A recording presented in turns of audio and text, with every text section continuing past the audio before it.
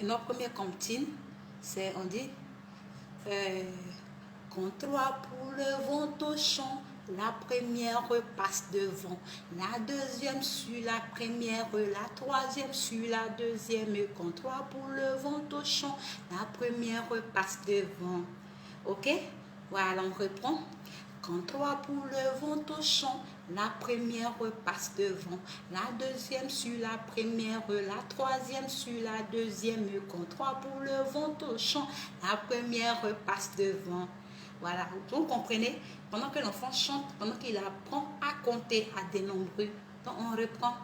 Quand 3 poules vont au champ, pendant que l'enfant chante, tu lui montres les 3 doigts.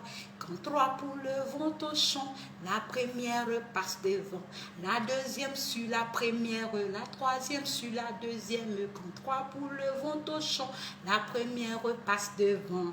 On reprend pour la dernière fois. Quand 3 poules vont au champ, la première passe devant.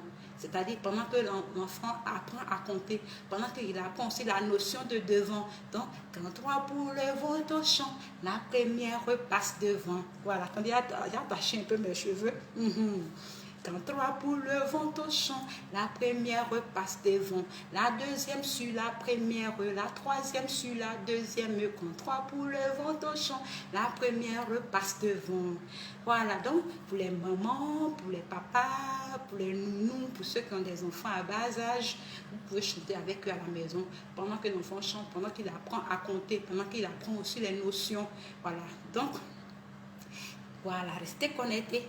Et notre deuxième chant, ça c'est un chant, ce n'est pas une comptine. J'ai bien précisé parce que je dis il y a la comptine et le chant.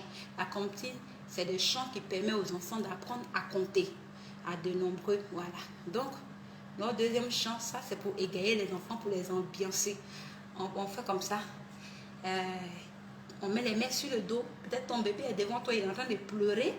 Voilà. Ou bien, pour t'amuser avec lui, tu peux mettre tes mains sur ton dos et puis tu fais comme ça. Tu chantes avec lui. Petit escargot porté sur son dos. Ça permet aussi à l'enfant, voilà, de jouer, de marcher. Il met ses mains sur son dos.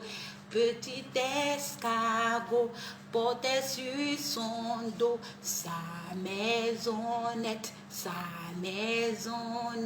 aussitôt qu'il pleut, il est tout heureux. Il sort sa tête, il sort sa tête, il sort sa tête, il sort sa tête. On reprend encore. On reprend.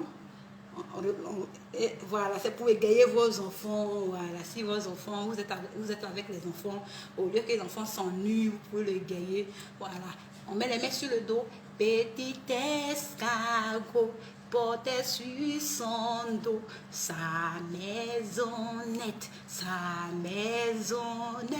aussitôt qu'il pleut, il est tout heureux. Il sort sa tête, il sort sa tête, il sort sa tête, il sort sa tête. Voilà, je reprends pour la dernière fois et c'est parti. Oh, c'est pas facile, hein, le métier.